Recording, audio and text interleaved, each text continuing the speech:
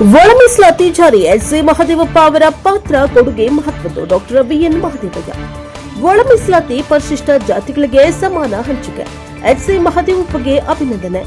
ಒಳ ಮೀಸಲಾತಿಯಲ್ಲಿ ಪರಿಶಿಷ್ಟ ಜಾತಿಯ 101 ಜಾತಿಗಳಿಗೂ ಸಮಾನ ಹಂಚಿಕೆ ಮಾಡುವಲ್ಲಿ ಯಶಸ್ವಿಯಾಗಿರುವ ಸಮಾಜ ಕಲ್ಯಾಣ ಇಲಾಖೆಯ ಸಚಿವರಾದ ಡಾಕ್ಟರ್ ಎಸ್ಸಿ ಮಹದೇವಪ್ಪ ಅವರಿಗೆ ಡಾಕ್ಟರ್ ಎಸ್ಸಿ ಮಹದೇವಪ್ಪ ಅಭಿಮಾನಿ ಬಳಗದ ವತಿಯಿಂದ ಈ ಮೂಲಕ ಅಭಿನಂದನೆ ಸಲ್ಲಿಸಲಾಗುವುದು ಎಂದು ಅಭಿಮಾನಿ ಬಳಗದ ಅಧ್ಯಕ್ಷ ಡಾಕ್ಟರ್ ಬಿಎನ್ ಮಹದೇವಯ್ಯ ತಿಳಿಸಿದರು.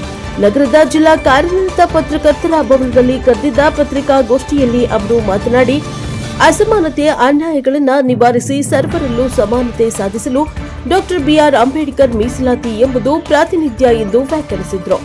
ಅದರಂತೆ ಮಹದೇವಪ್ಪ ಅವರು ಅಂಬೇಡ್ಕರ್ ಅವರ ಈ ತತ್ವದಂತೆ ಒಳ ಮೀಸಲಾತಿಯಲ್ಲೂ ಸರ್ವ ಪರಿಶಿಷ್ಟ ಜಾತಿಗಳ ಹಿತ ಕಾಯುವಲ್ಲಿ ಯಶಸ್ವಿಯಾಗಿದ್ದಾರೆ ಎಂದರು.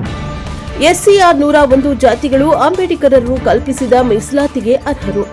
ಆದರೆ ನ್ಯಾಯಮೂರ್ತಿ ನ್ಯಾಗಮೋಹನ್ ದಾಸ್ ಅವರ ವರದಿಯ ಪ್ರಕಾರ ಸಾಧಕ ಬಾಧಕಗಳನ್ನು ಸರಿದೂಗಿಸಿ ಎಡಗೈ ಬಲಗೈ ಅಲೆಮಾರಿ ಮತ್ತು ಇತರೆ ವರ್ಗಗಳಿಗೆ ಉದ್ಯೋಗ ಮತ್ತು ಶಿಕ್ಷಣದಲ್ಲಿ ಸಮಾನ ಅವಕಾಶವನ್ನ ಕಲ್ಪಿಸುವಲ್ಲಿ ಸರ್ಕಾರವು ಎಚ್ಚರಿಕೆಯ ಹೆಜ್ಜೆ ಇಟ್ಟಿದೆ. ಇದರಲ್ಲಿ ಡಾಕ್ಟರ್ ಮಹದೇವಪ್ಪ ಅವರ ಪಾತ್ರ ಮತ್ತು ಕೊಡುಗೆ ಮಹತ್ವದ್ದಾಗಿದೆ ಎಂದರು. ಈಗ ಜಾರಿಗೊಳಿಸಿರುವ ಒಳ ಮೀಸಲಾತಿ ಸೂತ್ರದಿಂದ ಯಾರಿಗೂ ಅನ್ಯಾಯವಾಗುವುದಿಲ್ಲ.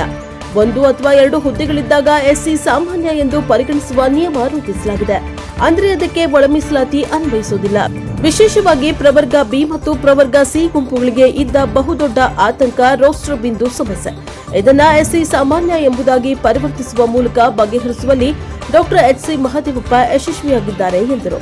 ಬುದ್ಧ ಬಸವ ಅಂಬೇಡ್ಕರ್ ಅನುಯಾಯಿಯಾಗಿ ಸಂವಿಧಾನದತ್ತ ಒಳ ಮೀಸಲಾತಿಗೆ ಜಾರಿಗೆ ಮತ್ತು ಸಮುದಾಯಗಳ ಹಿತಕ್ಕೆ ಧಕ್ಕೆಯಾಗದಂತೆ ಡಾಕ್ಟರ್ ಎಚ್ಸಿ ಮಹದೇವಪ್ಪ ನಡೆದುಕೊಂಡಿದ್ದಾರೆ.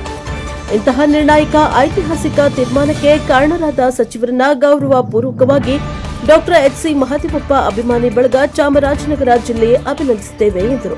ಪತ್ರಿಕಾಗೋಷ್ಠಿಯಲ್ಲಿ ಡಾಕ್ಟರ್ ಎಚ್ಸಿ ಮಹದೇವಪ್ಪ ಅಭಿಮಾನಿ ಬಳಗದ ಸಂಘಸೇನ ಭಾಗ್ಯಮ್ಮ ಉಮ್ಮತ್ತೂರು, ರಾಜೇಂದ್ರ ಹೊನ್ನೂರು, ಕೆಂಪರಾಜು ಹೊಂಗನೂರು, ರಘುವೀರ ಮರಿಸ್ವಾಮಿ ಚಾಟಿಪುರ ಹಾಜರಿದ್ದರು.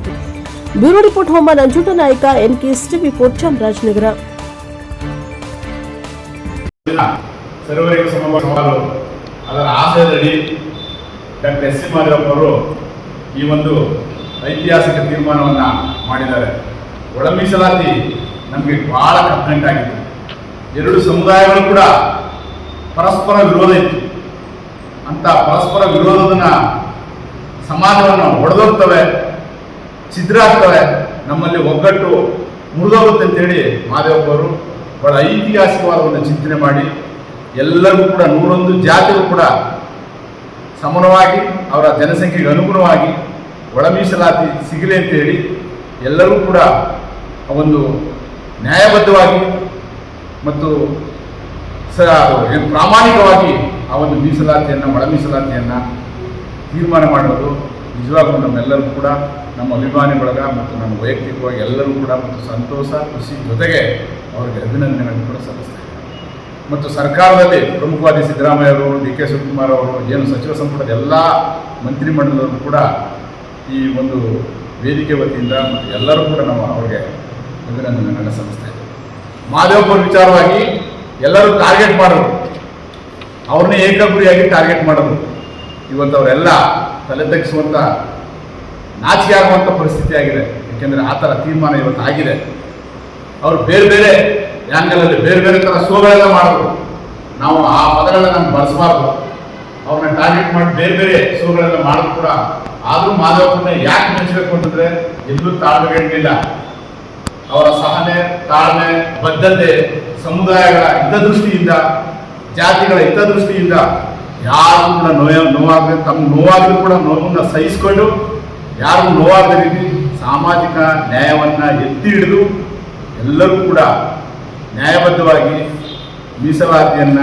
ಮೀಸಲಾತಿಯ ಪ್ರಮಾಣವನ್ನು ನ್ಯಾಯಬದ್ಧವಾಗಿ ಅವರು ತೀರ್ಮಾನ ಮಾಡೋದ್ರಿಂದ ನಿಜವಾಗ್ಲೂ ಕೂಡ ಅವರಿಗೆ ಎಷ್ಟೇ ಹೇಳಿದ್ರು ಅಭಿನಂದನ ಅವರಿಗೆ. ಮತ್ತು ಅವರಿಗೆ ಭಾಳ ಈ ವಿಚಾರದಲ್ಲಿ ಅವ್ರ ಪಾತ್ರ ಭಾಳ ಮಹತ್ತರವಾದ್ದು ಅಂತೇಳಿ ಕೂಡ ನಾನು ಈ ಸಂದರ್ಭದಲ್ಲಿ ಮತ್ತೊಮ್ಮೆ ನಾವೆಲ್ಲರೂ ಕೂಡ ಅವರಿಗೆ ಹೃದಯಪೂರ್ವಕವಾಗಿ ಅಭಿನಂದನೆಗಳನ್ನ ಸಲ್ಲಿಸ್ತಾ ಇದ್ದೀನಿ. ಜೈ ಭೀಮ್.